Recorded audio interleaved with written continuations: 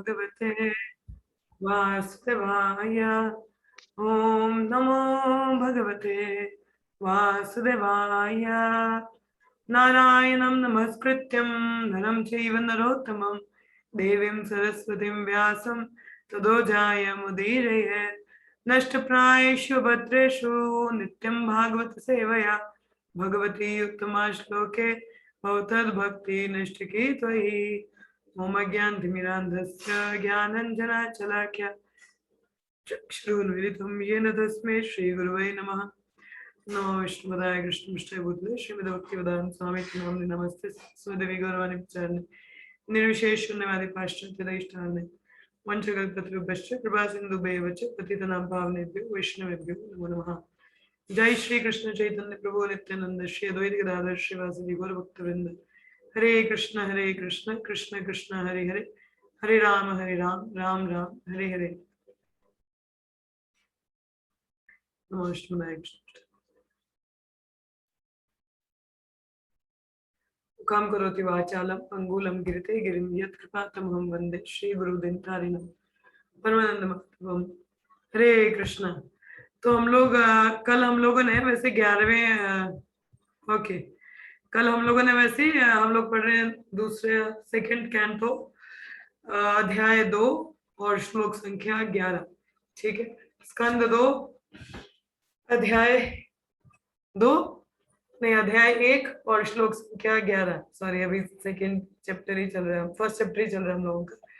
तो हम लोगों ने इसमें कल 11 तक वैसे पढ़ लिया था, 11वें का तात्पर्य नहीं पढ़ा था हम लोगों ने, कंक्लूड तो खैर कर ही दिया था वैसे, क्योंकि प्रपात के तात्पर्य तो मिस नहीं करना चाहिए और आप लोग भी शायद पहली बार पढ़ रहे होंगे तो तात्पर्य जरूर पढ़ना चाहिए। तो इसके तात्पर्य के बाद में हम लोग आगे का डिस्कशन आज करेंगे।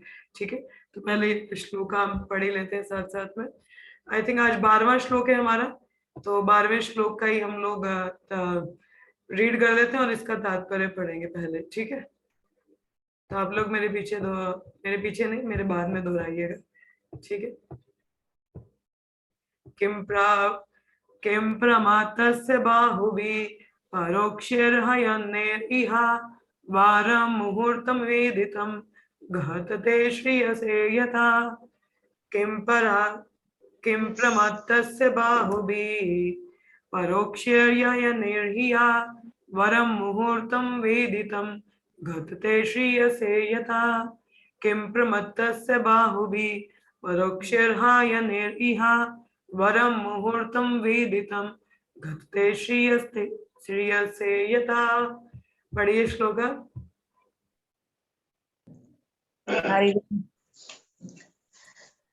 किं प्रमतस्य बाहुभिः परोक्षारायणैरहि वरं मुहूर्तं विदितं घटते श्रेयसे यतः। नेक्स्ट।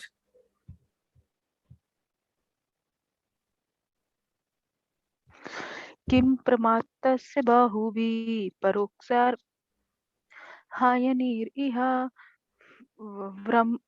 ब्रह्ममुहूर्तं विदितं घटते श्रेयसे यतः।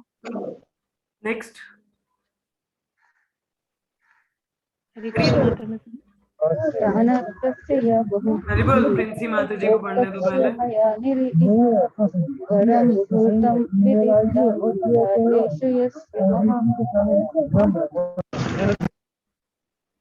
प्रिंसी माता जी पढ़िए। हरे कृष्ण।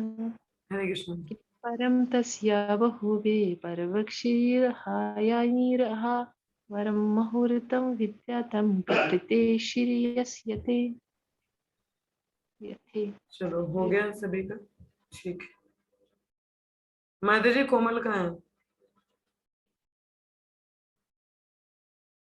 हरे कृष्ण। सुदर्शना माता जी। हरे कृष्ण। है कोमल। हाँ पढ़ ले श्लोक। कहाँ है ये? हरे कृष्णा। हाँ सो के उठो, आप पढ़ो भागवतम का श्लोक। किं प्रमतस्य बहुभिः प्रकृशाराहयन्तार इह वरं मुहूर्तं विदाति गहते श्रेयसे यथा। धन्यवाद। चलिए, कल हम लोगों ने 11 श्लोक तक कवर कर लिया था, मगर 11वें का हम लोगों ने तात्पर्य डिटेल में नहीं पढ़ा था, तो एक बार वो पढ़ लेते हैं, फिर हम लोग 12वें की ओर बढ़ेंगे। ठीक है, तो एक बार मैं इसका श्लोक पढ़ के तो अनुवाद कर दूं। एतनी विद्यमानानाम् इच्छतामो कुतो भयम् योगिनां नृपनिर्णितम् हरिर्नामानुकीर्तनम। तो ये कंक्लूजन निकला था। सुखदेव गोस्वामी कहते हैं सर्वोपरि प्रोसेस कौन सी? भक्ति योग। और भक्ति योग में भी श्रवणम कीर्तन स्मरणम में भी सबसे जो उच्चतम है वो हरिनाम अनुकीर्तनम। ठीक है, मगर सुखदेव गोस्वामी मगर परीक्षित महाराज को हरिनाम कीर्तन नहीं करने देते हैं। 7 दिन तक उनको बिठा के श्रवण करवाते हैं ताकि उनका श्रद्धा बढ़े और अंत में जो वो कीर्तन करें सीधा उससे धाम जा सके। क्योंकि हमारी श्रद्धा नहीं है तो कोई भी कार्य बिना श्रद्धा के जब होता है तो ना करने के समान है या विफल होता है। ठीक है, तो ये कल हम लोगों ने खैर इस पर चर्चा कर ली थी, तो आज हम लोग इसका तात्पर्य ही करेंगे। तो सुखदेव गोस्वामी क्या कहते हैं? हे राजन, महान अधिकारियों का अनुगमन करके भगवान के पवित्र नाम का निरंतर कीर्तन उन समस्त लोगों के लिए सफलता का निसंशय तथा निर्भीक मार्ग है जो समस्त भौतिक इच्छाओं से मुक्त है, अथवा जो समस्त भौतिक भोगों के इच्छुक हैं, और उन लोगों के लिए भी जो दिव्य ज्ञान के कारण आत्म तुष्ट हैं। तात्पर्य कोई पढ़िए। हरे कृष्ण। कृष्ण माता जी। हरे कृष्ण। तात्पर्य पिछले श्लोक में मुकुंद के प्रति आसक्ति प्राप्त करने की नितांत आवश्यकता का प्रतिपादन हुआ है। ऐसे विभिन्न प्रकार के लोग होते हैं जो नाना प्रकार के उद्देश्यों में सफलता प्राप्त करने के इच्छुक होते हैं। सामान्यतया ये लोग भौतिकवादी होते हैं जो भौतिक तृप्ति का सर्वाधिक भोग करना चाहते हैं। उनके बाद अध्यात्मवादी होते हैं जिन्होंने भौतिक भोग की प्रकृति के विषय में पूर्ण ज्ञान प्राप्त कर लिया है और इस तरह वे जीवन की भ्रामक शैली से दूर रहते हैं। न्यूनाधिक वे आत्म साक्षात्कार द्वारा अपने आप में संतुष्ट रहते हैं। इनसे भी ऊपर भगवत भक्त होते हैं जो ना तो भौतिक जगत को भोगने की कामना करते हैं और ना ही इससे छुटकारा पाने की इच्छा करते हैं। वे भगवान श्री कृष्ण को तुष्ट करने में लगे रहते हैं। दूसरे शब्दों में भगवत भक्त अपने खुद के लिए कोई कामना नहीं करते। यदि भगवान की इच्छा हो तो भक्त समस्त भौतिक सुविधाओं को स्वीकार करते हैं, और यदि भगवान इसे नहीं चाहते तो भक्तगण समस्त प्रकार की सुविधाएं, यहाँ तक कि मोक्ष को भी ताक पर रख सकते हैं। ना ही वे आत्म तुष्ट होते हैं क्योंकि वे केवल भगवान की ही तुष्टि चाहते हैं। इस श्लोक में श्री सुखदेव गोस्वामी भगवान के दिव्य कीर्तन की स्तुति करते हैं। भगवान के पवित्र नाम के निरपराध भाव से कीर्तन तथा श्रवण से मनुष्य पहले भगवान के दिव्य रूप से परिचित होता है, फिर भगवान के गुणों से, और तब उनकी लीलाओं इत्यादि की दिव्य प्रकृति से परिचित होता है। यहाँ पर इसका उल्लेख हुआ है कि भगवान नाम को अधिकारियों से सुनकर उसका निरंतर कीर्तन करना चाहिए। इसका अर्थ ये हुआ कि अधिकारियों से श्रवण करना पहली शर्त है। पवित्र नाम का श्रवण करते रहने से मनुष्य क्रमशः भगवान के रूप, गुण, लीलाओं आदि के विषय में श्रवण करने की अवस्था को प्राप्त होता है, और इस तरह उत्तरोत्तर उनकी महिमा के कीर्तन की आवश्यकता उत्पन्न होती है। यह विधि न केवल भक्ति में सेवा की सफल संपन्नता के लिए संस्तुत की गई, अपितु उन लोगों के लिए भी संस्तुत की गई है जो भौतिक रूप से आसक्त हैं। श्री सुखदेव गोस्वामी के अनुसार सफलता प्राप्त करने की ये सुस्थापित विधि है जो न केवल उनके द्वारा अपितु समस्त अन्य पूर्ववर्ती आचार्यों द्वारा निश्चित की गई है। अतएव और आगे प्रमाण देने की आवश्यकता नहीं रह जाती। ये विधि न केवल आदर्शवादी सफलता के विभिन्न विभाग के जिज्ञासुओं के लिए संस्तुत है, अपितु उन लोगों के लिए भी है जिन्होंने कर्मी, दार्शनिक या भगवत भक्त के रूप में पहले ही सफलता प्राप्त कर ली है। श्रील जीव गोस्वामी का उपदेश है कि भगवान के पवित्र नाम का जप उच्च स्वर से और साथ ही पद्म पुराण की संस्तुति के अनुसार निरपराध भाव से संपन्न किया जाना चाहिए। मनुष्य भगवान की शरण में जाकर समस्त पाप कर्मों के प्रभावों से अपने को उबार सकता है। मनुष्य भगवान के पवित्र नाम की शरण लेकर अपने को भगवान के चरण कमलों के प्रति किए गए अपराधों से छुड़ा सकता है। एक सेकंड, देखिए भगवान के प्रति कोई अपराध होता है ना, तो उससे हम कैसे बच सकते हैं? हरि नाम की शरण लेके। मगर हरि नाम के प्रति अपराध किया ना, फिर किसी की शरण नहीं ले सकते, मतलब फिर बचाने वाला कोई नहीं है। तो इसलिए हरि नाम प्रभु के प्रति हमें क्या अपराध नहीं करना चाहिए। ये हमारे जो 32 सेवा अपराध और 10 नामापराध ऐसे बताए जाते हैं, तो उनमें सबसे उच्चतम तो वैष्णव अपराध है, ठीक है। तो वो कर दिया तो भक्ति तो पूरी तरह चली जाएगी, उससे तो हमें बचना ही चाहिए। और दूसरा कहा जाता है कि यदि हम भगवान के प्रति अपराध कर दें तो उससे क्या, कैसे बचें, तो हरिनाम प्रभु की शरण लेनी चाहिए, ठीक है। और परंतु यदि आप हरिनाम प्रभु के प्रति अपराध करोगे फिर कोई नहीं बचाने वाला, तो इसलिए हमें हरिनाम प्रभु के प्रति अपराध नहीं करना चाहिए। जो नामा अपराध है इनसे हमें बचना चाहिए, ठीक है। किंतु यदि कोई भगवान नाम के चरणों पर अपराध करता है तो अपने को बचा नहीं सकता। पद्म पुराण में ऐसे अपराधों का उल्लेख है जिनकी संख्या 10 बताई गई है। पहला अपराध उन महान भक्तों को कलंकित करना है जिन्होंने भगवान की महिमा का प्रचार किया है। ये सभी लोग ध्यान पूर्वक सुनिए जिनको नामा अपराध नहीं पता है, ठीक है, तो ये ध्यान दीजिएगा। चलिए माता जी। दूसरा अपराध है भगवान के प्रति भगवान के पवित्र नामों को संसारी ख्याति के रूप में देखना। भगवान समस्त ब्रह्मांडों के स्वामी हैं, अतः वो विभिन्न स्थानों में विभिन्न नामों से जाने जा सकते हैं, किंतु इससे भगवान की किसी तरह पूर्णता सिद्ध नहीं होती। भगवान के लिए प्रयुक्त कोई भी नाम शब्दावली अन्य किसी भी नाम जैसी पवित्र है, क्योंकि वह सभी भगवान के निमित्त है। ऐसे पवित्र नाम भगवान के ही समान शक्तिशाली होते हैं और सृष्टि के किसी भी भाग में भगवान के किसी एक स्थानीय तौर पर परिचित नाम का कीर्तन करने तथा भगवान की महिमा के गायन करने में कोई रोक टोक नहीं है। सारे नाम कल्याणप्रद हैं और मनुष्यों को चाहिए कि ऐसे नामों में भौतिक व्यवहारिक वस्तु की तरह भेदभाव नहीं समझे। तीसरा अपराध है प्राधिकृत आचार्य या गुरु के आदेशों की उपेक्षा करना। चौथा अपराध शास्त्रों को या वैदिक ज्ञान को कलंकित करना है। पांचवा अपराध भगवान के पवित्र नाम को अपनी संसारी गणना के अनुसार परिभाषित करना। माता जी मैं पढ़ती हूँ इसको, ये ना थोड़ा मैं बताती हूँ इसमें थोड़ा सा। हरे कृष्ण।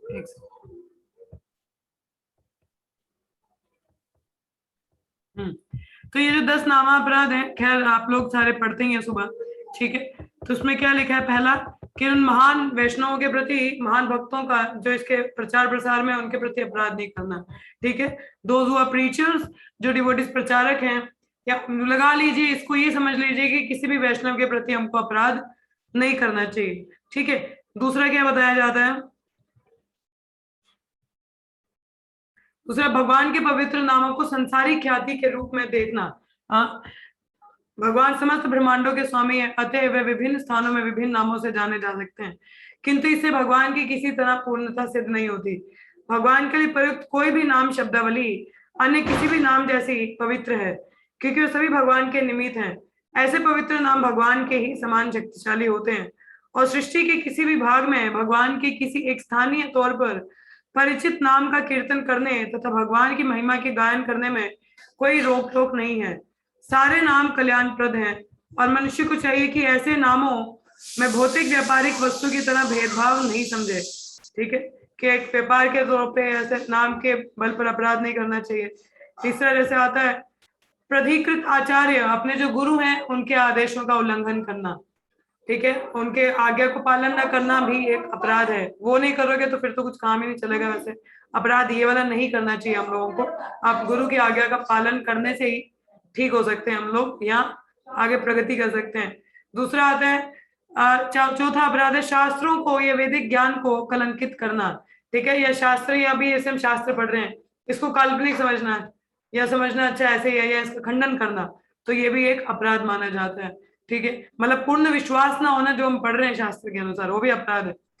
पांचवा अपराध है भगवान के पवित्र नाम को अपनी संसारिक गणना के अनुसार परिभाषित करना, अपने हिसाब से मेंटल स्पेकुलेट करना, ठीक है, अपने हिसाब से बता देना अच्छा इसका ये मतलब है, वैसा गलत है वो भी। भगवान का पवित्र नाम भगवान से अभिन्न है और मनुष्य को चाहिए कि भगवान के पवित्र नाम को उनसे अभिन्न समझे।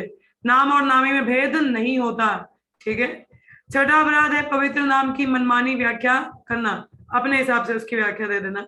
ना तो भगवान काल्पनिक है, ना ही उनका पवित्र नाम काल्पनिक है, किंतु कुछ ऐसे अल्पज्ञ लोग हैं जो भगवान को पूजक की कल्पना मानते हैं और इस तरह उनके पवित्र नाम को काल्पनिक समझते हैं। तो भगवान काल्पनिक, इमेजिनरी नहीं है कोई, ठीक है।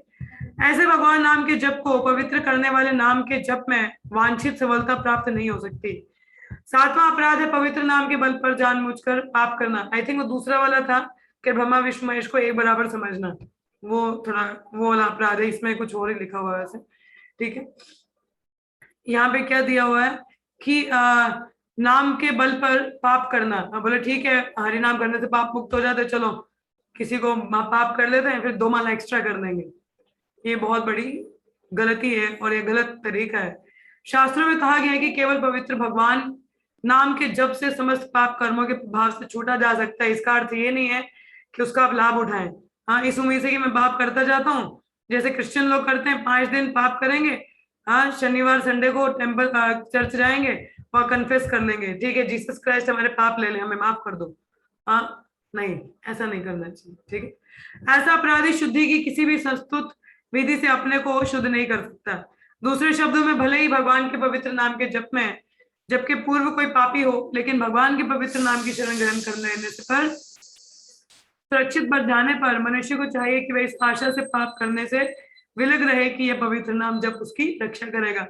देखिए ठीक है, भक्ति में आने से पहले हमने कई पाप किए होंगे या कई ऐसे हमारे प्रारब्ध कर्माद रहे हैं, अपराध रहे हैं, ठीक है, जो हुआ सो हुआ। एक बार जब भक्ति में आ गए, नो मोर, उसके बाद कोई पाप नहीं करना चाहिए, ठीक है। अब क्योंकि हम भगवान की शरण में आ रहे हैं, तो अभी ये नहीं कि हमें फायदा उठाओ उसका, ठीक है जी, भगवान की शरण ले रहे, सारे पाप मुक्त हो जाते, ये भी हो जाएंगे, और कर लेता हूँ 2 दिन, क्या जा रहा है, नहीं, ऐसा नहीं करना है। जब भक्ति में आगे, नो मोर सिंस, कोई अपराध पाप नहीं करना है, ठीक है, ताकि आगे का हमें कर्मा नहीं बढ़ाना, बल्कि कर्मों से मुक्त होना है, ठीक है। तो 8वां अपराध है, जैसे हम लोग जब दीक्षा लेते हैं ना, तो जब हमारी दीक्षा होती है तो हमारे सारे जितने भी बुरे कर्म होते हैं वो मतलब गुरु अपने पे ले लेते हैं।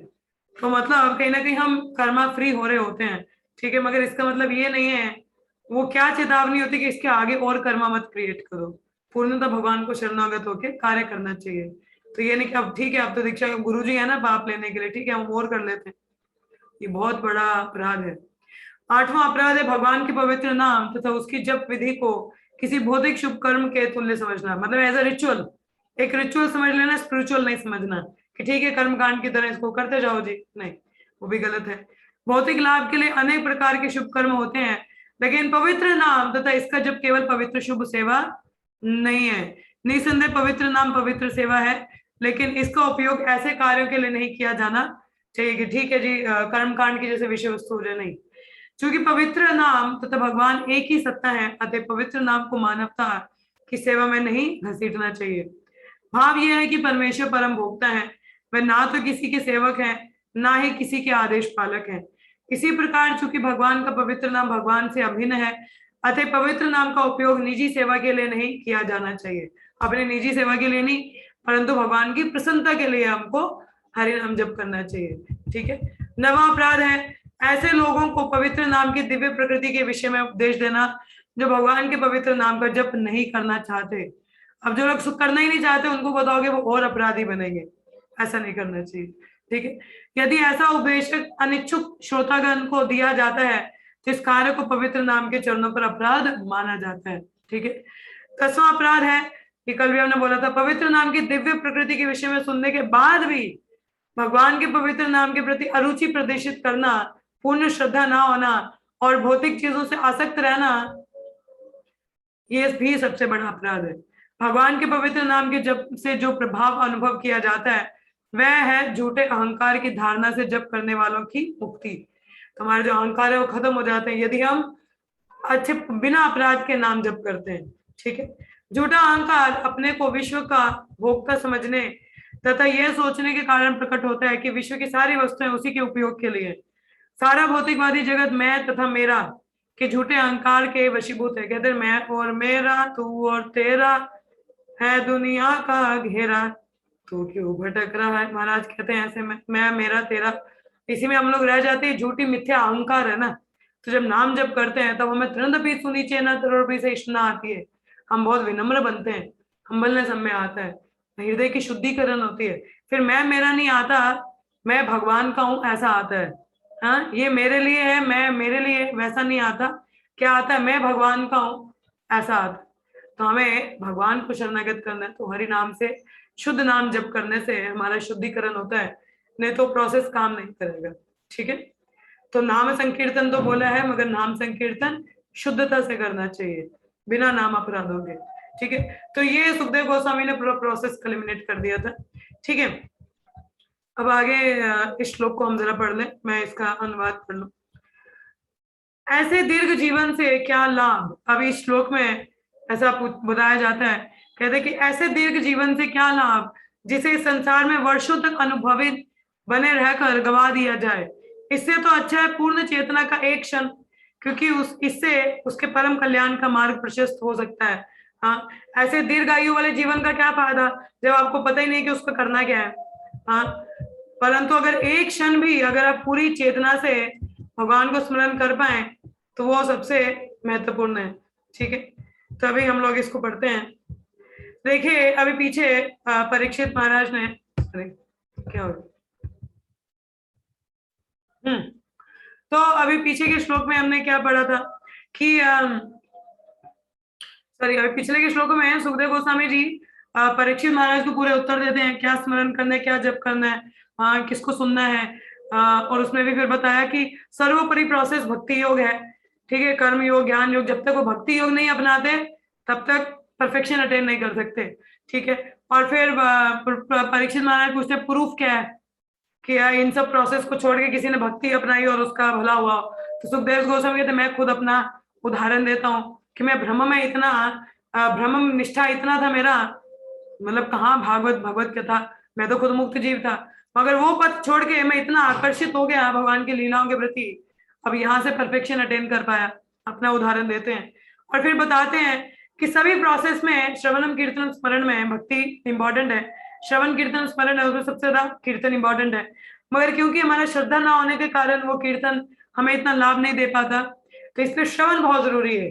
तो श्रवण इसलिए इंपॉर्टेंट बताया जाता है, मगर अनुकीर्तनम ये ज्यादा इंपॉर्टेंट है। ठीक है, अब परीक्षित महाराज कहते हैं ठीक है मैं समझ गया कि भक्ति योग सर्वोपरि है, ठीक है, और उसमें अनुकीर्तनम सबसे इंपॉर्टेंट है, मान लिया, परंतु ठीक है दिस इज भक्ति योगा इज एक्सीलेंट प्रोसेस, बहुत बढ़िया प्रोसेस है, but it is good enough to save me in 7 days। कि परीक्षित महाराज कह रहे हैं मेरे पास क्या है, पर क्या कह रहे हैं, आई जस्ट हैव 7 days, मेरे पास सिर्फ 7 दिन है, तो ये जो प्रोसेस है भक्ति का क्या ये इतनी पावरफुल है कि मुझे 7 दिन में डिलीवर करवा सके। मैंने सुन लिया आपने बोला एक भक्ति योगी है, भक्ति प्रैक्टिस करने से हम ऊपर अपना परफेक्शन अटेन कर सकते हैं, ठीक है मान लिया, ठीक है, परंतु मैं आपको इंफॉर्मेशन के लिए बता दूं, for your kind information my dear Sukhdev Goswami Maharaj, my guru Maharaj, बात ये कि मेरे पास सिर्फ 7 दिन ही है, आई जस्ट हैव 7 days। तो क्या ये भक्ति का प्रोसेस इतनी पावरफुल है कि मुझे 7 दिन में तार देगी, ऐसा है क्या इसमें। हाँ, तो कहते हैं कि process might be excellent but is it good enough to deliver me in 7 days। ठीक है, बहुत एक्सीलेंट प्रोसेस आपने बताया, बट क्या उसमें इतनी क्षमता है कि मुझे 7 दिन में तार सके। हाँ, कहते हैं इट्स लाइक क्या कहते हैं, ये तो कहते हैं कि इस तरीके से परीक्षित महाराज बोल रहे हैं कि ठीक है ये तो ऐसा हो गया कि मेरे पास एक बड़ी अच्छी जॉब है, मगर क्या वो जॉब मुझे महीने में 12 लाख रुपए चाहिए, तो क्या वो 12 लाख रुपए मुझे 1 महीने में दे सकती है, ऐसा पूछ रहे परीक्षित महाराज। हाँ, तो सुखदेव गोस्वामी क्या कहते हैं, why 7 days, 1 moment is enough. क्या बोल रहे हैं अभी इस श्लोक में, क्या उत्तर दे रहे हैं सुखदेव गोस्वामी, तुम 7 दिन की बात करो, एक मुहूर्त एक क्षण काफी है। हाँ, क्या कहते हैं, कहते हैं अभी ये श्लोक आया हम लोगों का, किम प्रमत्तस्य बहुभी परोक्षर हयनेरिहा वरम मुहूर्तम विदितम घटते श्रेयसे तथा। क्या कहते हैं, माय डियर परीक्षित महाराज, ठीक है, what is the use of many many years if one does not know how to use it. ठीक है, कोई व्यक्ति इतनी दीर्घ आयु हो, उसका क्या फायदा अगर उसको पता नहीं कि उसको इस्तेमाल कैसे करना है। If one doesn't know how to use it many years, what is the use of those many years? उसको पता नहीं कि इतने जन्म मेरे जीवन का इतना 100 वर्ष का आयु है, मगर उसको उपयोग कैसे करना है पता नहीं, उसका क्या लाभ। तो मगर one मुहूर्त is sufficient if one knows how to use it। तो जो जानते कि किस तरीके से इसको इस्तेमाल करना है उसके लिए एक मुहूर्त भी काफी है, एक क्षण भी काफी है। हाँ, आप 7 दिन की बात करो, एक moment is sufficient if you know how to use it. अगर आपको पता है इसको इस्तेमाल कैसे करना है सही तरीके से, परफेक्ट। ठीक है, उदाहरण आती है जैसे फॉर एग्जाम्पल कि किसी का कल एग्जाम है, ठीक है, अभी जैसे मेरा भी आने वाला है, ठीक है। अब सपोज आपका एग्जाम हो कल, ठीक है, और आप एक लाइब्रेरी में जा रहे हो, बहुत बड़ी लाइब्रेरी है, इतनी सारी पुस्तकें हैं, परंतु आपको ये नहीं पता कि कल एग्जाम किस सब्जेक्ट का है, तो क्या इतनी सारी किताबें आपको लाभ करेंगी? हाँ बोलिए, क्या इतनी सारी किताबें आपको लाभ देंगी? आपको पता है कल मेरा एग्जाम है, मगर ये नहीं पता कि सब्जेक्ट कौन सा है, तो इतनी सारी पुस्तकों का क्या क्या वो लाभ करेंगे आपको? हाँ, आप पढ़ भी लोगे तो क्या फायदा, इतनी सारी किताबें क्या पढ़ भी पाओगे? बस एक दिन ही है ना, अब एक ही दिन है आपके पास। हाँ, लाइब्रेरी पूरी पूरी सोर्सेज हैं आपके पास, मगर कल पता ही नहीं कि पेपर किसका है, तो किताबें यूजलेस है। परंतु अगर एक व्यक्ति को पता हो, हाँ, और यदि उसको पता हो कि मेरा कल एग्जाम किस चीज का है, किसके लिए पढ़ना है, तो एक किताब भी काफी है उसको एग्जाम में पास कराने के लिए। हाँ, सो क्या बोले हैं कि all he need is, what is the use of so many books? All he need is one book which by which he can study for exam next day. What is the use of so many books if he doesn't know which exam to write? इतनी किताबों का क्या करोगे, पता ही नहीं कि कल देना किसका आंसर है, लिखना क्या है, कौन से सब्जेक्ट के, कोई नहीं पता। उसी प्रकार से इतना सारा दीर्घायु, फायदा कुछ नहीं है। आप लोग ये स्लाइड देख पा रहे हो ना? स्लाइड दिख रहा है सभी को? हरे कृष्णा, स्लाइड दिख रहा है? हाँ जी दिख रहा है। तो उसी प्रकार से इतनी सारी किताबों का क्या फायदा अगर पता ही नहीं कल करना क्या, तो उसी प्रकार से दीर्घायु का क्या फायदा कि पता ही नहीं है कि जीवन का लक्ष्य क्या, करना क्या है। हाँ, तो वही परीक्षित महाराज सुखदेव गोस्वामी अगर पता हो तो एक क्षण भी काफी है। तो क्या उदाहरण देते हैं आगे, कहते हैं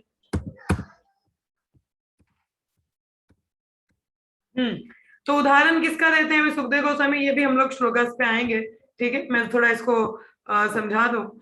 तो उदाहरण सुखदेव गोस्वामी अगले श्लोक में बताते हैं खटवंग महाराज का, कि वन मुहूर्त इज सफिशिएंट। हाँ, क्या बता रहे हैं यहाँ पे, देखिए, खटवंगो नाम राजर्षि ज्ञान व्यक्तम इहायुषा मुहूर्त सर्वमुत्सृज्य गत्वन अभायम हरिम। क्या कह रहे हैं कि खटवंग महाराज, आप सबको खटवंग महाराज का कथा पता होगा कि खटवंग महाराज इतने पावरफुल थे कि देवी देवताओं को उन्होंने मतलब राक्षसों से बचाया था, उनके लिए युद्ध किया था। तो वो युद्ध करके इतने समय तक युद्ध किया था, वो थक गए थे, ठीक है, थके तो नहीं, मतलब युद्ध कर लिए, देवगण काफी प्रसन्न हुए। तो अंत में फिर क्या हुआ, उन सभी देवगणों ने पूछा कि आपने हमको इतना मदद किया, आप मांगिए, आपको क्या चाहिए, हम सब कुछ आपको देने को तैयार है।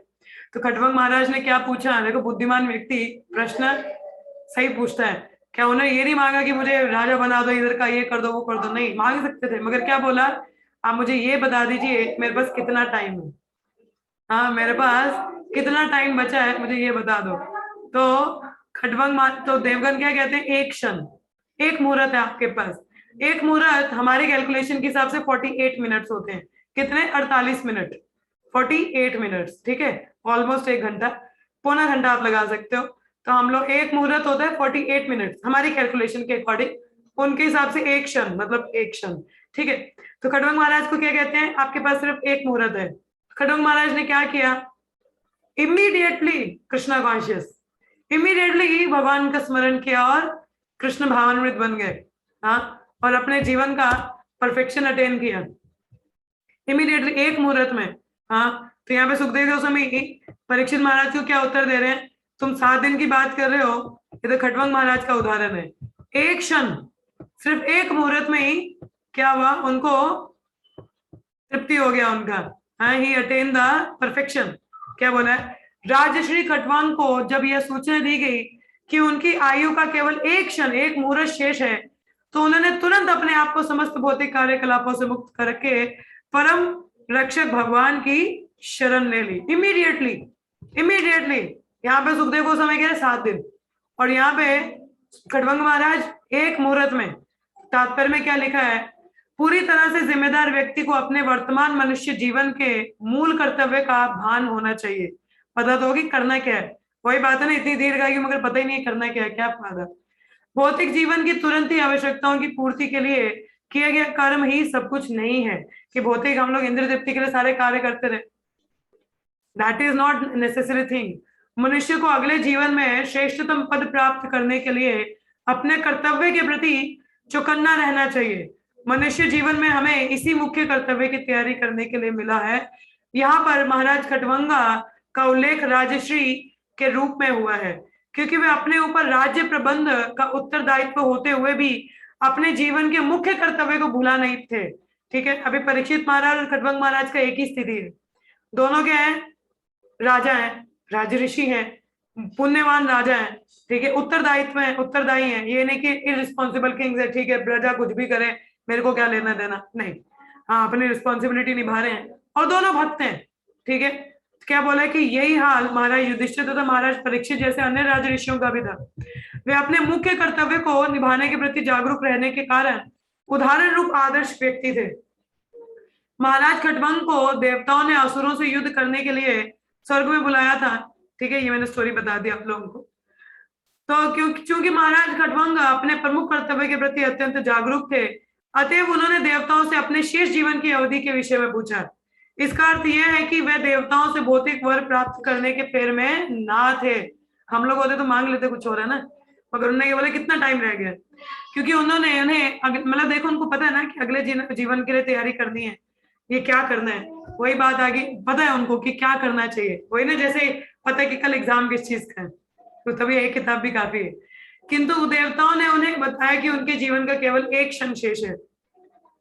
तो राजा ने तुरंत उस स्वर्गलोक को छोड़ दिया जो उच्च स्तरीय भौतिक भोग से पूरित है, और इस पृथ्वी पर आकर उन्होंने परम रक्षक भगवान की शरण ली। वे अपने महत् प्रयास में सफल रहे, उन्हें मुक्ति प्राप्त हुई। तो इस तरह फुली कृष्ण कॉन्शियस। तो राज ऋषि द्वारा यह प्रयास यद्यपि एक क्षण के लिए था, किंतु सफल रहा, क्योंकि वे अपने मुख्य कर्तव्य के प्रति सदैव जागरूक थे, उन्हें पता था क्या करना है।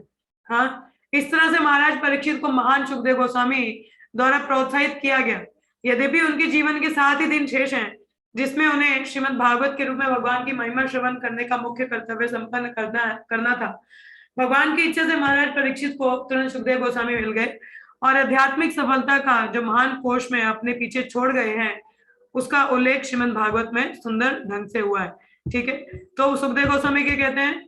7 दिन की बात करो, एक मोमेंट सफिशिएंट, अगर आपको पता कि करना क्या है। ठीक है, तो आगे क्या कहते हैं? अगले श्लोक में सुखदेव गोस्वामी क्या कहते हैं? तावपि इतरि कौरव्या सप्तपम जीवितावधि, सप्तम जीवितावधि आपके 7 दिन है। उपकल्पया तत्सर्वम तवधिय संपरायकम, तो आप अपने लिए आगे तैयारी करो। क्या कह रहे हैं यहाँ पे? मेरे प्रिय राजा Parikshit Maharaj, you don't have मुहूर्ता, आपके पास एक क्षण नहीं, बल्कि you have whole 7 full days, पूरे 7 दिन। देखिए, एक मुहूर्त 48 मिनट, हाँ, तो 7 दिन आप लगा लो, कितने मिनट हुए? Is more than enough. You have more than sufficient time, कि मतलब जितना होना चाहिए उससे भी बहुत ज्यादा टाइम है आपके पास, 7 दिन। हाँ, उपकल्पया तत्सर्वम तवधियत संपरायकम, तो क्या कह रहे हैं? देयरफॉर, इसलिए आप जो जरूरी अरेंजमेंट है, so that you can prepare for death, उसका तैयारी करो। And make all necessary arrangement so that you can perfect your life. ठीक है, आप सारे अरेंजमेंट करो ताकि आप अपने जीवन की परफेक्शन अटेन कर सके, मतलब श्रवणम कीर्तनम स्मरणम एंड सो ऑन। ठीक है, तो क्या कह रहे हैं? आपके पास मोर देन इनफ टाइम है। आप क्या एक मुहूर्त की बात करो, 7 दिन। अब हम लोग कई बार बोलते हैं ना कि अब देखिए, इससे प्रेरणा लेने वाली बड़ी बात है। आपको मैं बता दूं, प्रभुपाद जब रशिया में गए थे, तो रशिया में उस टाइम पे कम्युनिज्म, मतलब रशिया में ना प्रचार प्रसार इतना आसान नहीं है। तो प्रभुपाद जब वहां पे गए, तो अनंत शांति प्रभु जो पहले दीक्षित भक्त हैं थे, उन्हें अभी शरीर त्याग दिया अपना, तो पहले दीक्षित भक्त प्रभुपाद के रशिया में, सिर्फ 3 दिन में उनको प्रभुपाद ने दीक्षा दे दिया। 3 दिन में, मानेंगे आप? 3 दिन में प्रभुपाद गए, उनको बताया क्या क्या है, दीक्षा देके प्रभुपाद वहां से चले गए।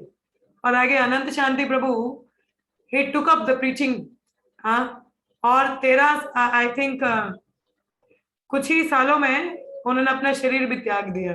हाँ, कुछ ही कम समय में। ऐसे ही उदाहरण मैं बताऊं कि जिनको मैं पर्सनली जानती हूँ, नवीन महाराज के डिसाइपल हैं कपिल मोहन दास प्रभु जी, तो वो आप मानोगे 27-28 साल कोई एज नहीं होती शरीर त्यागने की। It's a very 27-28 is a very young age मानी जाती है। तो 2012 में जब मैं कृष्ण भक्त संघ से जुड़ी थी, तो उस समय एक्चुअली इनडायरेक्टली प्रभु जी की वजह से ही मैं भी भक्ति में आई हूँ। तो मैं मिली नहीं उनसे कभी, मेरा उतना भाग्य रहा नहीं कि उनसे मिल पाती। तो वो मर्चेंट नेवी में थे प्रभु जी, मर्चेंट नेवी ना, मतलब काफी अच्छा पोस्ट में, घर परिवार उनका काफी रिच है, वो गोल्ड मर्चेंट है, ज्वेलरी का उनका काफी बिजनेस है, मतलब काफी अमीर घराने से है वो। तो क्या हुआ, जब उनको जिज्ञासा हुई कि जीवन में क्या करना है, अपना नौकरी छोड़ के, तो लगा लो 23-24 साल के होंगे तब जब छोड़ा होगा, 25 लगा लीजिए, तो पूर्ण छोड़ के अमृतसर में चले गए, वहां पे महाराज को वहां रहे, पूर्ण समर्पण किया, शरणागत हो गए और ब्रह्मचर्य का पालन कर रहे थे। और पुणे में गए, वहां प्रॉपर ट्रेनिंग लिया कि कैसे प्रचार प्रसार करना है। और कुछ ही सालों में आप मानोगे, अगर लगा लो कि 25 में भी शुरू किया हो तो 28, 3-4 साल होते है ना, 3-4 साल।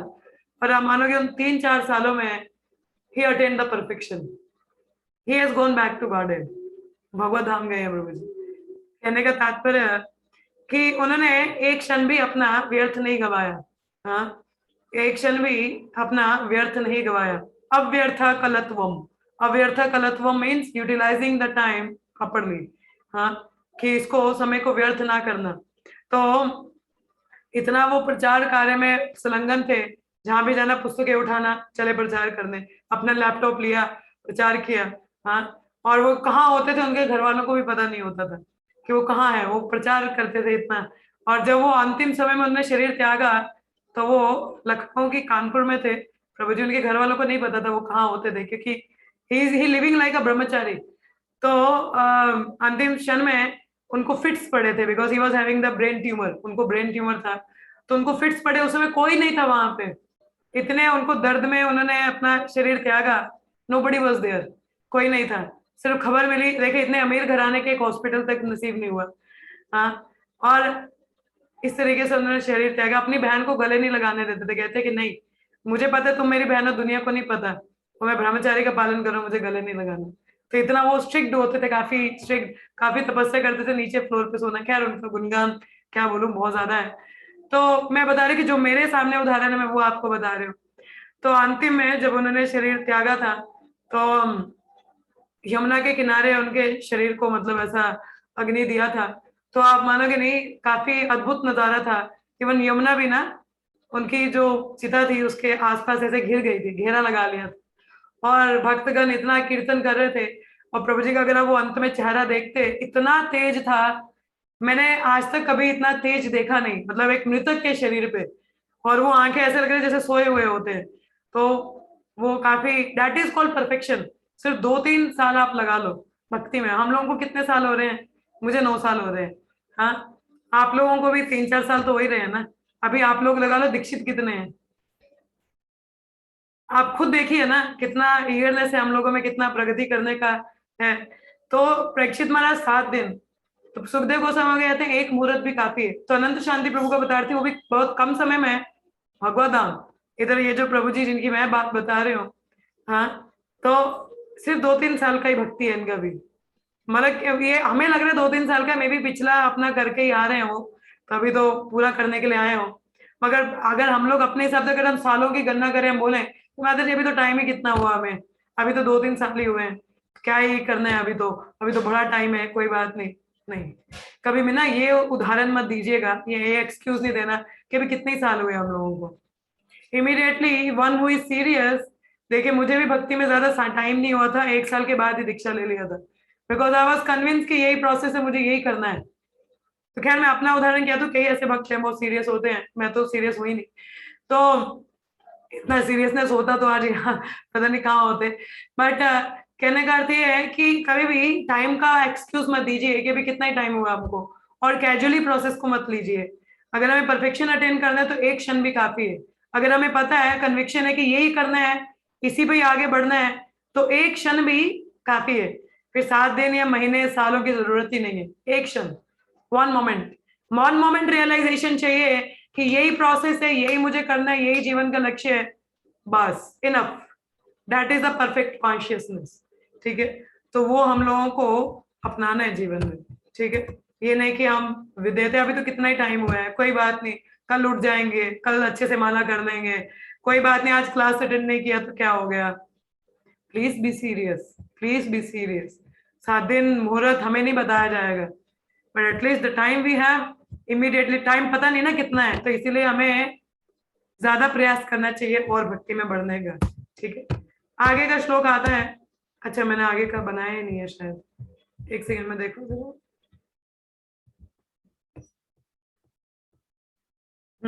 14 तक ही। ठीक है, तो ऐसा यहाँ पे बताया जाता है। तो ये वाला इसका हम लोग तात्पर्य पढ़ लेते हैं, समय वैसे हो ही रहा है, बस ठीक है। क्या लिखा है? हे महाराज परीक्षित, अब आपकी आयु के और 7 दिन शेष हैं। ठीक है,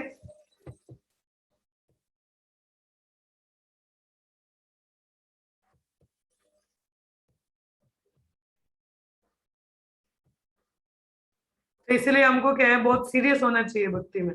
ठीक है, तो समय का नहीं बताना, ये नहीं बोलना अभी तो मेरी नौकरी नहीं लगी, अभी तो शादी नहीं हुई, अभी तो थोड़ा सेटल हो जाऊं, अभी एग्जाम रहते हैं, एग्जाम चलते रहते हैं, मगर भक्ति नहीं छूटनी चाहिए। हे महाराज परीक्षित, अब आपकी आयु के और 7 दिन शेष हैं, अतएव इस अवधि में आप उन समस्त अनुष्ठानों को संपन्न कर सकते हैं जो आपके अगले जीवन के परम कल्याण के लिए आवश्यक हैं।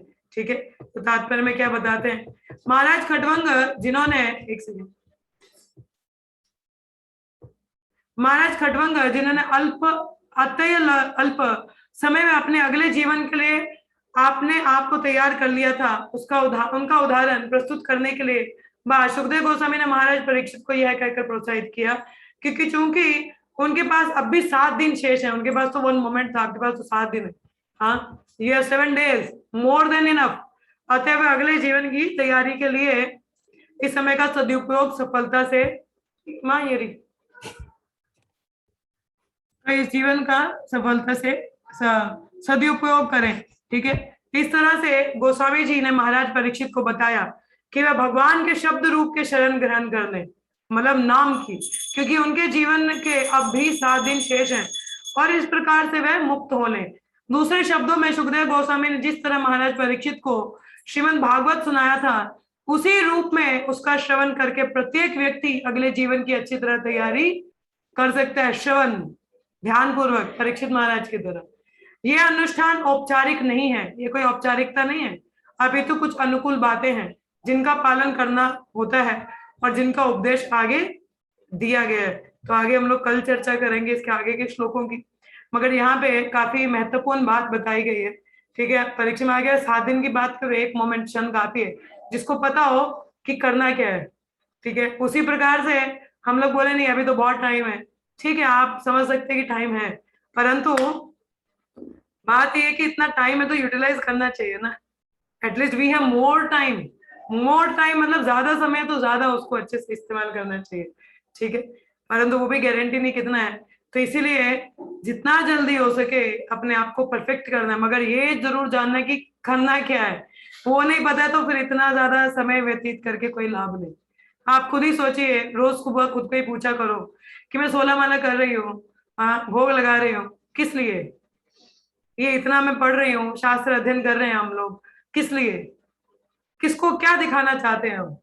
हाँ, ये क्या मैं अपने खुद के लिए रिचुअल चल रहा है कि मुझे गुरु और कृष्ण की प्रसन्नता के लिए करना है? हाँ, मैं आपको एक चीज बताऊं, आई थिंक कल मैंने एक ग्रुप में शेयर किया था, मैं थोड़ा सा रीड कर दूं आपको। पता नहीं आप लोगों ने पढ़ा नहीं पढ़ा, मगर मुझे उसके वो गुरुदेव के लेक्चर से था, तो स्टार्टिंग का ही।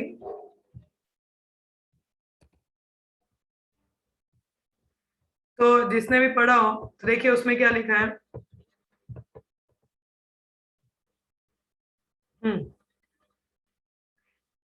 ये वाला मैसेज है, one of the main cause of losing interest in a service, not able to realise Krishna and that service and not realising that the service is meant for guru and Krishna's pleasure not ours. देखिए कभी कभी हम लोग ritual लेके चलते हैं ना अपनी भक्ति को, कि नहीं रिचुअल है, करना है, कर लेते हैं, साधना कार्ड भरना है तो इसलिए रीडिंग हियरिंग कर रहे हैं, हाँ वो मेरे काउंसलर ने बोला इसलिए कर रहे हैं, मेंटोर ने बोला इसलिए कर रहे हैं, अरे किसी तरह दीक्षा हो गया इसलिए करना है, नहीं।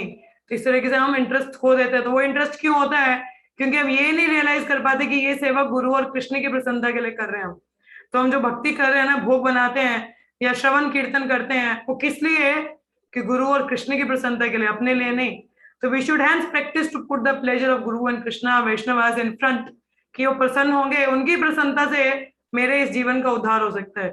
तो इसीलिए कोई भी सेवा हम जब करते हैं तो उसका रिजल्ट है वो एक कॉजलेस कृपा है हम लोगों पे, तो उस प्रकार से हमको रुचि आ सकता है।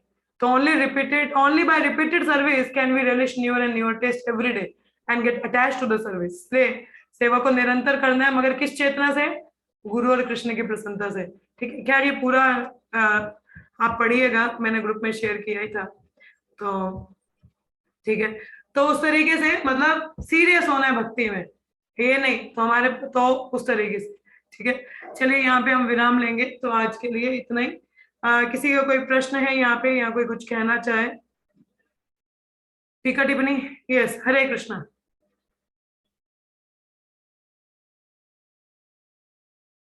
किसी को कुछ कहना है? यस प्रिया माता जी। अच्छा, सुदर्शन माता जी बोलिए। हरे कृष्ण। हरे कृष्ण माता जी। अपने ध्यान को कैसे एक जगह एक इस पे केंद्रित करें? होता नहीं, जैसे सुन रहे हैं तो फिर भी कहीं अंदर से कुछ और चल रहा होता है, कहीं और पे, तो इसको कैसे एक जगह वो करें? क्या कह रहे हो कि जप करते हुए ध्यान नहीं लगता? जप नहीं, जप मतलब जैसे कोई सुन भी रहे हैं या पढ़ भी रहे हैं तो तब भी मतलब ऐसे ध्यान कहीं इधर उधर जाता ही रहता है। तो कैसे करें इसको एक जगह पे केंद्रित? कैसे करें एक जगह केंद्रित? मन को बोलो इधर आ जाओ। बोला कहाँ भटक रहे हो? भजहु रे मना श्री नंद नंदन अभया चरणारविंद रे, दुर्लभ मानव जन्म सत्संगे, दुर्लभ मानव जन्म सत्संगे, करो रे भवा सिंधु रे।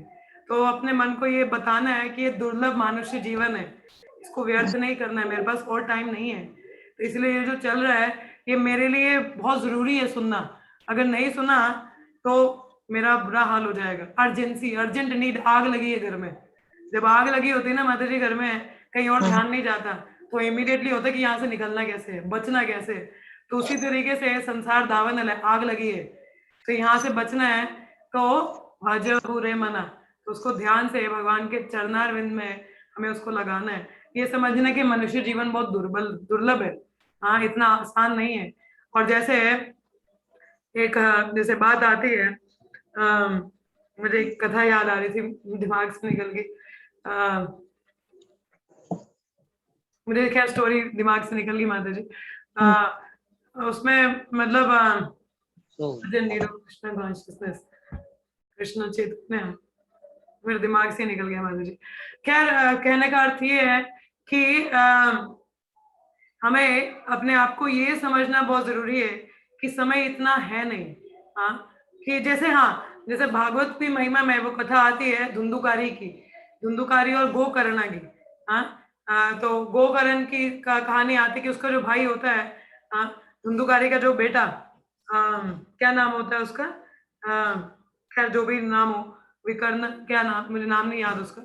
तो क्योंकि वो घोस्टली फॉर्म में होता है ना, इतना जीवन का व्यर्थ करता है, तो भूत बनता है वो। आप लोग वीडियोस ऑन कर सकते हो, अभी क्लास हो गया, ठीक है, आप लोग वीडियोस ऑन कर लीजिए, मैं थोड़े दर्शन कर लूँ आप सबके भी, अच्छा लगेगा थोड़ा।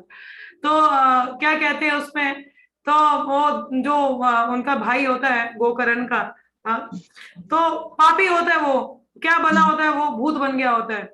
अब भूत की गति नहीं है ना, तो वो तड़प रहा होता है कि मेरे को निकलना है यहाँ से, कैसे निकलना है। तो गोकर्ण कहते हैं ठीक है मैं भागवत सप्ताह तुम्हारे लिए करूंगा। और उस पूरे भागवत सप्ताह में केवल गोकर्ण के जो भाई थे उन्हीं का ही मुक्ति हुआ। क्यों? क्योंकि उसको पता था कि मुझे यहाँ से निकलना है, मैं तड़प रहा हूँ यहाँ पे, ये जो मेरे को भूत का शरीर है, यहाँ से निकलना है। उसने पूरा ध्यान पूर्वक पूरी भागवत को सुना, जिससे वो मुक्त हो सका। तो हमें भी उसी तरह देखने की, मुझे अगर इस भवसागर से निकलना है, मुझे समझना पड़ेगा ये मनुष्य जीवन ही जिसमें रह के मैं निकल सकता हूँ, तो मुझे ध्यान देना ही पड़ेगा। Whether I like it, don't like it, I should be here. मुझे पसंद है, नहीं पसंद है, मगर मुझे बैठ के सुनना है। तो जब ये रहता है तो कृष्णा भी मदद करते हैं। ठीक है, तो मन को क्या आप मन को हावी होने दे रहे हो, मन को मालिक बना रहे हो, क्या आप मन के मालिक? हाँ माता जी, कौन है मालिक? अभी तक तो मन ही है मालिक। मन को मालिक नहीं बनाना है, हमें खुद मालिक बनना है, उसको डांटना है? हे मैं क्या तुम पागलों की तरह इधर उधर घूम रहे हो? हाँ, फिर भक्ति सिद्धांत ठाकुर कहते हैं फिर 100 बारी जूते से और झाड़ू से मारना चाहिए मन को। होना चाहिए मैं मालिक हूँ, तू मेरी बात सुनेगा, ऐसे कैसे तू मुझे अपने पे चला रहा है। तो कहने का 100 बारी झाड़ू जूते मारने का मतलब हरि नाम की शरण लेना। तो जब उसको हरि नाम में लगाते हैं फिर मन दोस्त बन जाता है और फिर वो रुचि लेता है। ठीक है माता जी। हरे कृष्णा, थैंक यू सर। तो अपने मन अगर भटकता है तो इमीडिएटली उसको वापस लेके आना है, लेकिन नहीं, यथा यथा निश्चलती, जैसे भागवतम में 6ठे अध्याय में आता है, भगवत गीता में, कि मन जो है वो चंचल है, भागेगा, बच्चे की तरह है ना, तो इधर भागेगा ही वो, मगर उसको फिर भी वापस लेके आना है, जोर जबरदस्ती करके, नहीं वापिस आओ, अभी तुमको इधर ही सुनना है, नहीं सुनोगे तो गड़बड़ हो जाएगा। तो वो जब हम सुनते हैं उसको ध्यान पूर्वक, तो वो बहुत हमको मदद करता है। तो उस तरीके से, ठीक है, चाहे पसंद हो नहीं हो, फिर भी जबरदस्ती बिठाना है, तभी फायदा होगा ना। बच्चे का स्कूल जाने का मन तो करता नहीं, फिर माता पिता जबरदस्ती भेजते हैं, जाना ही जाना है, क्योंकि पता है स्कूल जाएगा तभी कुछ भला है इसका। तो उसी तरीके से मन को भी जबरदस्ती बिठाना ही बिठाना है। ठीक है, चलिए, और कोई प्रश्न है किसी का? हरे कृष्णा। हरे यस कृष्ण प्रिंसी माता माता जी। जी।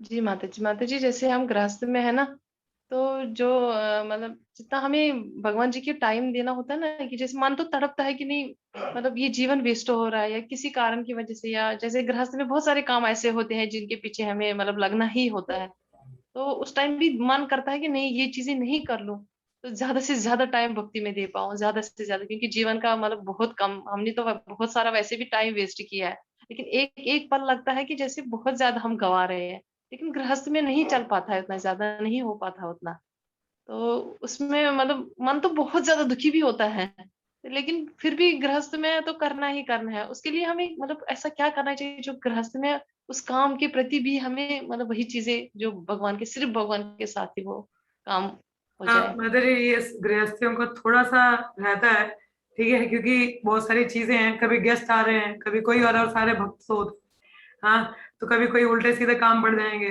क्या करना है, कभी बच्चे की फीस देनी है, उसको हॉस्पिटल लेके जाना है, किसी को लेके जाना है, कई ऐसे काम हमारे पड़ जाते हैं। तो इसमें the best possible thing one can do is, देखिए, सबसे पहले माता जी जो हमारा मॉर्निंग प्रोग्राम है ना, वो तो काफी स्ट्रांग रहना चाहिए, क्योंकि अगर वो स्ट्रांग है, जैसे हम लोग जब घर से निकलते हैं तो हम ध्यान देते हैं कि हमारा मोबाइल का बैटरी पूरा चार्ज रहे, है ना, डाउन ना हो जाए, ताकि जरूरी है ना, मोबाइल आजकल बहुत जरूरी है, तो हम ध्यान देते हैं कि पूरी पूरी चार्ज रहे इसकी बैटरी, ताकि पूरा दिन मेरा निकल सके, क्योंकि बाहर जाना, नौकरी पे जाना है, या कोई फोन आ जाएगा, किसी बात करनी है, क्लास अटेंड करनी है, तो पूरा बैटरी चार्ज होना चाहिए। तो उसी प्रकार से मेरे गुरु महाराज कहते हैं कि सुबह के 9 बजे तक खुद के लिए टाइम, अपने आप को पूरा चार्ज कर लो, और उसके बाद चाहे कोई भी कार्य है, तुम पता है कि सुबह का बैटरी इतना चार्ज है, तो कोई भी कार्य करते हैं तो वो भी, भक्ति विनोद ठाकुर कहते हैं कि कर्म भी भक्ति बन जाती है, हमारी चेतना वैसी होती है। तो ठीक है, जैसे सुबह हम लोग जब बहुत ध्यान पूर्वक करें, मंगल आरती अच्छे से करें, ठीक है, मॉर्निंग का जो भी प्रोग्राम है, भागवतम हो गया, 9 बजे के बाद 8 से 9 भागवतम होता है, 9 बजे के बाद फिर प्रसाद होता है, ऐसा हर टेम्पल में प्रोग्राम है। 9 बजे तक जितना भी आपका पूरा साधना अच्छे से कर लीजिए, ठीक है, और 9 बजे के बाद आप, खैर आपका गृहस्थी का और भी शेड्यूल हो सकता है वैसे, तो 9 बजे तो नहीं, बट जैसे मॉर्निंग का जो जप और मंगल आरती और एक लेक्चर, चाहे वो गुरु महाराज का सुने या भागवत सुने, उसको अगर आप अच्छे से ध्यान पूर्वक सुनते हो ना, तो पूरा दिन मननम उसका चलता है, अच्छा मैंने सुबह ये सुना था, महाराज ने वो बात बताई थी, या मैंने भागवत में ये पढ़ा था, तो अगर हम उस पर कंटेम्पलेट करते हैं, वो सोचते रहते हैं, तो पूरे दिन बाकी कार्य भी होते हैं, तो फिर सोचते हैं अच्छा वो बताया था, अच्छा इसको कैसे करना था, अच्छा ये, तो कहीं ना कहीं चिंतन का है उधर है, इधर काम भी चल रहा है अपना, मगर ध्यान तो कहीं भागवत में है ना, कहीं वो कोई भजन सुन लिया था, या कुछ ऐसा था, कोई अनुभूति थी, तो दिमाग तो वहां पे चिंतन है। हाँ, तो बाकी अपने कार्य अगर करते भी रहते हैं, इतना फर्क नहीं पड़ता। और बाकी अब जैसे आप बोले कि जैसे पति के लिए है, बच्चों के लिए है, तो ये सोच लीजिए ये भी भगवान के अंश हैं, और इनकी सेवा करना, इनको भी अगर मैं अच्छे से सेवा करूं, अगर हम उस तरीके से, भक्ति विनोद ठाकुर 11 बच्चे थे उनके, तो गृहस्थ का उदाहरण देखा जाए तो भक्ति विनोद ठाकुर जी हैं, और वो जॉब भी करते थे और भक्ति भी करते थे, तो उन्होंने भी तो बैलेंस किया ना। तो वैसे देखने किस तरीके से देखते थे कि ये सारे, ये भगवान के भक्त हैं, तो इनको मैं सेवा कर रहा हूँ, तो अगर वो चेतना हम रखते हैं कि नहीं नहीं ये तो भगवान के भक्त हैं, मैं इनको सेवा कर रहा हूँ, तो चेतना क्या है कि वैष्णव सेवा हो रही है कि नहीं, तो उस तरीके की सेवा अगर चेतना रहती है तो वो भी आपको ठीक रहती है।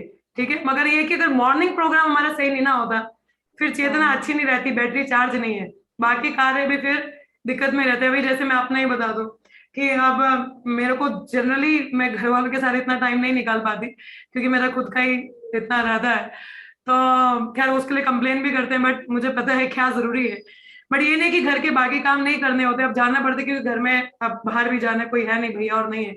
तो अभी कभी किसी को हॉस्पिटल लेके जाओ, वहां लेके जाओ। अब मेरी छोटी नीस है, उसका पाँव में फ्रैक्चर था, तो मेरे को उस दिन मैंने सोचा था कि दोपहर का टाइम है मेरे पास, तो मैं अपना पढ़ लूंगी थोड़ा। तो मुझे क्योंकि टाइम नहीं मिलता इतना स्टडी करने का, तो अब क्या हुआ, भाभी ने बोला नहीं हॉस्पिटल जाना है इसका, तो मैंने ठीक है, मुझे लगा छोड़ के तो वापस आना है। अब आप मानोगे नहीं, मेरे 2 घंटे वहां पे गए, कुछ नहीं करने है, वो तो हॉस्पिटल, मुझे वहां ऐसे ही फालतू में बैठना पड़ा। कोई काम अब क्या करेगा इंसान। तो उस समय मैंने क्या सोचा, ठीक है अब आ ही गए तो क्या कर सकते हैं, मोबाइल में वेदाबेस होता है, अपना भागवतम पढ़ना शुरू कर दिया। ठीक है, या तो आप लेक्चर सुनना शुरू कर दो। टाइम का भक्त के पास माता जी वे फास्ट टाइम ही नहीं है ना, he know how to utilise time. अब ऐसे हॉस्पिटल वाली सिचुएशन आगे, मुझे हॉस्पिटल जाना पसंद नहीं है, और वहां पे ऐसे बैठना कितना बुरा हाल है। और मुझे उल्टा हो रहा था कि मेरे 2 घंटे वेस्ट हो गए, मुझे कुछ काम करना था। फिर मैं सोचा ठीक है, हमें धैर्य रखना चाहिए किसी भी परिस्थिति में। अरे अब क्या हो गया, मेरा तो टाइम वेस्ट हो गया, नहीं, अब देखना ये परिस्थिति में कैसे यूज कर सकूं, अब ये टाइम कैसे यूज कर लो।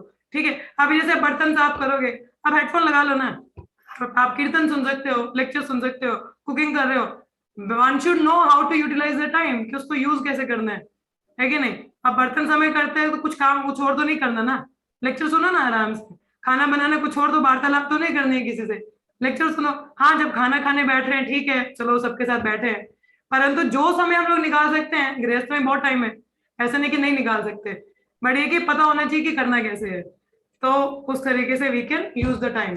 ठीक है, तो वैसे हम लोग इसको यूज कर सकते हैं। होप ये तो थोड़ी प्रैक्टिकल चीजें हैं, बाकी अब आपको ज्यादा अनुभव है गृहस्थी में रह के, तो मेरा इतना तो नहीं है, मैं थोड़ा बहुत ही बता रही हूँ कि जैसा भी रहता है। बट हम लोग इस तरीके से थोड़ा बहुत कहीं ना कहीं तो लूपहोल निकाल सकते हैं कि अपने लिए टाइम निकाल सके हम लोग। ठीक है, नहीं कुछ पढ़ा जाता तो ठीक है, किसी को फोन कर दिया भक्त को, उनसे थोड़ी चर्चा हो गई, तो इस तरीके से निकल सकता है। ठीक है, लेक्चर तो सुन सकते हैं ना, लेक्चर सुनते हुए कुछ करना थोड़ी ना है। आराम से हेडफोन लगाए, काम किया और लेक्चर सुना, तो उस तरीके से। ठीक है, ठीक है माता जी, बाकी पता नहीं आपकी क्या परिस्थिति है घर में, आई डोंट नो, जी जी उतने अनुभव नहीं है मेरे गृहस्थी के। ठीक है, जी और जब आएंगे तब देखे जाएंगे, फिलहाल तो फ्री हूँ।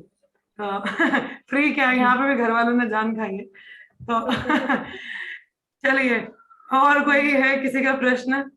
यस प्रिया माता जी बोलिए।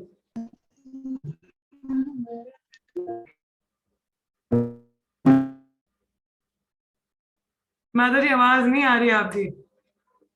दी कि वो बच्चे को पढ़ाते हैं, तो उससे मुझे याद आया कि मैंने भी लेक्चर में सुना था कि जैसे स्टार्टिंग में जो बच्चे होते हैं वो पढ़ते नहीं है, छोटे होते, तो माँ उनको जबरदस्ती बिठाते कि नहीं पढ़ना है, तुम इतना पढ़ोगे फिर उसके बाद तुम खेलने जाना, ये ऐसे ऐसे करके, तो माइंड को मतलब वो ट्रेन हो जाते हैं। तो वैसे ही धीरे धीरे जब हम अपने माइंड को ट्रेन करते हैं तो वो उसके समान ही है। और बोलते कि जब फिर बच्चे ट्रेन हो जाते हैं, एक टाइम ऐसा आता है कि घर वाले खुद बोलते हैं, माँ खुद बोलती है बच्चा बस कर अब मत पढ़। तो बच्चा बोलता है नहीं मुझे पढ़ना है पढ़ना है, वो बोलते नहीं अब बस अब हो गया टाइम, उम्र हो गई, शादी कर रही है कर रहे, बड़े बच्चा बोलता नहीं मुझे और पढ़ना है। तो ऐसे माइंड का भी होता है, एक बार तो स्टार्टिंग में इतना मुश्किल होगा, बट धीरे धीरे जब वो ट्रेन हो जाएगा, हैबिट बन जाती है, फिर माइंड में पूरा टाइम मतलब अब उसमें वही चलता चिंतन चलता रहेगा। अब जैसे गोपी थी तो वो खुद बोलती थी कि मतलब बस अब हम थक गए हैं, कुछ ऐसा करो कि हमारे मन से निकल जाए कृष्णा। ऑब्वियसली इतना लेवल तो हमारा नहीं आ सकता, बट मतलब कहीं ना कहीं अगर ऐसा हो सकता है तो हम भी ट्रेन कर सकते हैं अपने माइंड को, वो ऑटोमेटिकली चलता रहेगा हमारे माइंड में, फिर मतलब कहीं भटकेगा नहीं और हमेशा मनन होता रहेगा। बहुत बढ़िया, सुदर्शना माता जी सुन लिया आपने, आपके लिए आंसर था ये। हरे कृष्ण माता जी आवाज नहीं आ रही। हाँ सुना सुना। चलो, आपकी बेटी बता रही है आपको कैसे करना चाहिए। आवाज बच्चों को ट्रेन करते हैं ना, तो वही बता हाँ रही है, मन को भी ट्रेन करो आप फिर। हाँ, इसको भी वही ना, इसको मैं बोलती हूँ बस कर अब नहीं पढ़ना है, बहुत हो गया, बोलती नहीं मुझे अभी पढ़ना है अभी पढ़ना। हाँ हाँ देखा, हाँ अब आपको याद रहेगा ये उदाहरण तो। हाँ हाँ बिल्कुल। चलिए, किसी और का प्रश्न है? पूजा माता जी आस्था, एनीथिंग एल्स कहना है किसी को? यस पूजा माता जी, नो माता जी, कुछ कह रहे हो आप? नो माता जी नहीं है प्रश्न। नहीं, पूजा माता जी का कोई सवाल नहीं होता, कभी भी नहीं होता। आस्था माधुरी तो खैर शी इज आउटसाइड। चलिए ठीक है, फिर हम लोग यहीं पे विराम लेंगे। ठीक है, तो देखिए कोई भी समय है, एज कोई भी समय काल परिस्थिति है, हम लोगों को ये ध्यान में रखने की किस तरीके से मैं भगवान का चिंतन कर सकूं। देखिए जैसे एक बिजनेसमैन होता है, अब उसको लाभ कमाना है ना, वो हर क्षण क्या सोचता है कि क्या करूं मैं कि मेरे को प्रॉफिट हो, नेक्स्ट वीक कैसे मुनाफा हो, कैसे मुनाफा हो, वो हर क्षण ऐसा सोचता है। तो भक्त को भी हर क्षण ये तो वो सोचता है ऐसा, तो इसलिए प्रॉफिट कमा पाता है, हाँ, क्योंकि वो कुछ ना कुछ स्कीम तो निकाल ही लेता है। उसी प्रकार से भक्त का ये चिंतन होना चाहिए, मैं और कृष्ण भावनामृत कैसे बनूं, अच्छा और क्या करना चाहिए मुझे, मैं भागवत पढ़ूं, ये भजन सीखूं, ये कीर्तन करूं, ये क्या क्या क्या क्या करूं, मैं क्या करूं। जब ऐसा चिंतन रहेगा तो कुछ ना कुछ निकाल भी लेगा कि वो भक्ति कर सके। पर प्रभुपाद बताते हैं कि भक्ति में एक ही मूल्य है, और वो है, क्या मूल्य है, ईगरनेस। हमें एक ही प्राइस पे करनी है, वो है लौल्यम। तो अगर लौल्यम जब हमें आ जाता है, ईगरनेस, कि नहीं मुझे भक्ति करनी ही करनी है, मुझे यही करना है, तो अपने आप तरीके निकलते हैं कि किस तरीके से हमको करना चाहिए। ठीक है, ये मैंने खुद अपने जीवन का मेरा अनुभव है। मैं यहाँ पे खैर अपनी पूरी जीवन शैली नहीं खोलूंगी अभी, बट मेरे जीवन का खुद का अनुभव है कि जब हमें ऐसी लालसा होती है तो कृष्ण खुद वैसे अरेंज कर देते हैं, ऐसी अरेंजमेंट्स कर देते हैं कि हमें कुछ और करने का होता ही नहीं। हाँ, बस इच्छा होनी चाहिए कि पूरा समय मिले कि नहीं मुझे भक्ति ही करनी है, इसमें और आगे बढ़ना है, मुझे और ज्यादा मैं समय निकाल सकूं। जब हम कृष्ण के लिए उत्सुक होते हैं समय निकालने के लिए, कृष्ण वैसा हमें अरेंजमेंट भी करते कि हमें ज्यादा से ज्यादा समय निकल सके। तो मगर उसके लिए एक ही मूल्य पे करना है, वो है लौल्यम, ईगरनेस होना चाहिए हम लोगों में कि नहीं मुझे करना है। तो जब करना है आता है, ये नहीं कि अब करना पड़ेगा क्योंकि गुरुजी का आदेश है, नहीं काउंसलर ने बोला है, नहीं साधना कार्ड भरना है। तो जब करना है ऐसा आएगा, करना पड़ेगा, तो वो गलत है। तो हमें क्या करना चाहिए, हाँ शुरुआत में करना पड़ेगा ऐसा होना चाहिए, मगर उसके बाद होना चाहिए कि नहीं करना है, मुझे करना है, I want to do it, मुझे खुद की इच्छा से करना है। तो जब वैसा आएगा तभी भक्ति में आप समझ सकते हैं कि मेरी प्रगति हो रही है। जब आप रात को सो रहे हो ना, इस चेतना से सो रहे हो कि मुझे सुबह अच्छे से जप करने हैं ताकि मुझे नींद ना आए, तो ये दिखाता है कि आप प्रगति कर रहे हो। मगर आप अगर रात को लेट कर रहे हो और सुबह भी नहीं उठ रहे हो, तो वो दिखाता है कि कहीं प्रगति नहीं है। क्योंकि अगर जल्दी उठने की चेतना क्या है कि नहीं मुझे सुबह उठ के अच्छे से जप करना है, तो दिखाता है कि नहीं आपको उत्सुकता है जप करने का। परंतु आप अगर इतना लेट कर रहे हो, वो दिखाता नहीं है।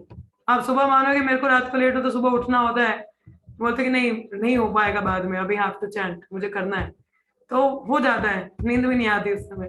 तो वैसा हम लोगों को वैसी चेतना रखनी है, जब ऐसी चेतना रहेगी तो अपने आप प्रगति दिखती है। हाँ, तो वो हम लोगों को करना चाहिए। आई रिमेम्बर प्रिया माता जी का ही मुझे मैं बताऊं तो माता जी try to sleep little early, वो प्रयास करते हैं थोड़ा जल्दी सोने का। क्यों? ताकि सुबह वो जल्दी उठ के अच्छे से जप कर सके। ऐसा हमारा चेतना होना चाहिए, तो इससे दिखता है कि नहीं प्रगति करनी है। तो वो हम लोगों को देखना चाहिए, और कभी भी समय मिले, कोई भी फालतू टाइम है, तो किसी वैष्णव से चर्चा करनी चाहिए, बातचीत करना चाहिए, तो वो दिखता है कि हम लोग कितना आतुर है भक्ति में। अगर ऐसा नहीं है, मुझे पता है ये जितने भी डेली साधना रिपोर्ट भेज रहे हैं, कई लोग रात को इतना लेट उठ रहे हैं, सुबह उठते नहीं है इतनी बारी फोन करने पे भी। हाँ, और उनको कोई वो भी नहीं है कि इतनी बारी फोन आता है कि उठना चाहिए। हाँ, कोई वैसा है ही नहीं। तो उनके लिए मैं बता रही हूँ कि कहीं ना कहीं आपकी ईगरनेस गायब हो रही है, आप में आतुरता नहीं है। कितना मौका मिल रहा है अभी भक्तों के संग में जप करने का, और आप वो मौका ले नहीं रहे हो, और रात को लेट उठ रहे हो, कोई भी कारण हो, चाहे कुछ भी हो। अगर कोई सीरियस होता है, मुझे याद है अपने स्कूल टाइम पे, अभी तो खैर मैं भक्ति में थी नहीं उस समय, मगर मैं अपनी पढ़ाई को लेकर इतने सीरियस थी, घर में केबल नहीं लगाने दिया, और रात को 9 बजे के बाद लाइट ऑन नहीं होना चाहिए, इतना रूल था मेरा घर पे। तो 9 बजे, क्योंकि मुझे सुबह 5 बजे उठ के अपना पढ़ाई वगैरह करना होता था, तो 9 बजे तक बाद लाइट होना ही नहीं चाहिए। अब तो खैर मैं खुद ही थोड़ा लेट सोती हूँ अभी तो, बट इतना सीरियसनेस उस टाइम पे भी था पढ़ाई को लेके, चाहे घर में कुछ भी हो, मगर मेरे को 9 बजे नींद होना ही चाहिए। घर वालों को बोले कोई डिस्टर्बेंस, लाइट ऑफ ऑन नहीं होना चाहिए, इतना वो स्ट्रिक्टनेस था। तो जब हम अपने आप पे स्ट्रिक्टनेस दिखाते हैं तभी कहते हैं, देखिए you all are going to become disciples. Disciple पहला शब्द ही डिसिप्लिन आता है, अगर डिसिप्लिन ही नहीं है तो डिसाइपल किस बात की, बताइए। अगर हमारी जीवन शैली पूरी डिसिप्लिन ही नहीं है, कोई शिष्टाचार, कोई उसका शेड्यूल रूटीन ही नहीं है तो उसका क्या करोगे आप? हाँ, कोई नियम है ही नहीं है, सोने का नहीं, उठने का नहीं, जब का नहीं, पढ़ने का नहीं, लिखने का नहीं, तो what kind of life you are living? You are just going through like a animal. तो आप सिर्फ जानवर की तरह जा रहे हो, ऐसा नहीं है। हमें शिष्य बनना है तो शिष्यता भी आनी चाहिए ना, शिष्टाचार भी आना चाहिए, दैट इज कॉल्ड डिसिप्लिन। तो डिसिप्लिन ही नहीं है कि रात को जल्दी सोना चाहिए, नहीं मुझे सुबह जल्दी उठ के जब करना है तो आई शुड मेक श्योर कि मैं टाइम पे सो जाऊं। और फिर बोलेंगे नहीं उठना, आंखें नहीं खुलती, क्यों नहीं खुलती है? तो टाइम पे सोना ही नहीं है तो खुलेगी कैसे? नींद ही आएगी फिर। तो दिस इज, और फिर उसके बाद मंगला आरती नहीं होता किसी का। आप लोगों को बोला गया है कि मंगला आरती बहुत इंपॉर्टेंट है भक्ति के लिए। मंगला आरती क्यों इंपॉर्टेंट है? प्रभुपाद ने बोला मंगला आरती इंपॉर्टेंट है, कई महाराज सभी बोलते हैं मंगला आरती इंपॉर्टेंट है, किसी भी परिस्थिति में छोड़नी नहीं चाहिए। आरती नहीं कर सकते मगर 5 मिनट गुरुवाष्टकम तो गा सकते हो ना। तो अगर इतना भी नहीं कर रहे हो तो फिर क्या लाभ उसका? फिर क्या भक्ति में आप प्रगति कर रहे हो? तो ये उन लोगों के लिए इनडायरेक्टली जिनका रिपोर्ट साधना वाला, I am not saying it is good, और जो सुबह नहीं उठ रहे हैं टाइम पे, तो ये उनके लिए है कि देखिए अभी हम लोग इतना पढ़ रहे हैं तो इसका दिमाग में जाना भी चाहिए कि डिसिप्लिन, शिष्टाचार भी लाना है जीवन में। तो if you are not taking advantage of भक्त संगा, तो क्या करोगे आप? अभी आप संघ का फायदा नहीं ले रहे हो, देयर इज नो फन। ठीक है, तो प्लीज अपने आप को कम से कम, जो लोग उठ रहे हैं उनके लिए नहीं, जो नहीं उठ रहे हैं उनके लिए बात हो रही है। ठीक है, तो जो लोग ऐसा कर रहे हैं उनको समझ आ जाना चाहिए किसके लिए बात हो रही है, तो प्लीज थोड़ा ध्यान दीजिए उसको। ठीक है, चलिए यहीं पे विराम लेंगे हम लोग। तो 3 बार हरे कृष्ण महामंत्र का उच्चारण करेंगे। हरे कृष्णा कृष्ण कृष्ण हरे हरे, हरे राम राम राम हरे हरे, हरे कृष्णा कृष्ण कृष्ण हरे हरे, हरे राम राम राम हरे हरे, हरे कृष्णा कृष्ण कृष्ण हरे हरे, हरे राम राम राम हरे हरे। आशा माता जी आप टाइप कर रहे हो? करिए टाइप। मैं एक और बात बताऊं आपको प्रिया माता जी की, मैंने ग्रुप में अनाउंस किया था कि कोई अगर ब्रह्म संहिता पढ़ना चाहता है तो फोन करे। सिर्फ प्रिया माता जी was there, she called me कि माता जी मुझे भी पढ़नी है। हाँ, मैं नहीं चाहती कि ऑब्वियसली सबका शेड्यूल है, बट अगर वो लेट भी होता है तो बोलते कि नहीं माता जी मुझे साथ में ही पढ़ना है। हाँ, तो दिखाते कि आतुरता दिखाते कोई करना चाहता है कुछ। हाँ, तो उस तरीके से, तो ये थोड़े गुण जो भक्तों के होते हैं हमें सीखना चाहिए। तो भी आप ही लोगों के ग्रुप से है। हाँ, पूजन आस्था आप ही लोगों के ग्रुप से है वो, उसको भी 2-3 साल ही हो रहे हैं भक्ति में, आप लोगों को भी उतना ही टाइम हो रहा है, मे भी आपको ज्यादा हो रहा हो। तो सीखना चाहिए, हमें प्रेरणा लेनी चाहिए अपने साथ में, कम से कम अपने जो साथ वाले हैं उनसे प्रेरणा लेनी चाहिए कि क्या करना है भक्ति में। आस्था कितना टाइम लगेगा? प्लीज टाइप इट आउट जल्दी। हरे कृष्णा। श्रेया कोते गई हो? श्रीमद् भागवतम की जय, श्रील प्रभुपाद की जय, सही भक्तों की जय। धन्यवाद। हरे कृष्णा। सी ऑल सबको देखा है लेकिन भक्ति में पहली बार डांट दिखाई खाई आज। हरे कृष्ण। हरे कृष्ण।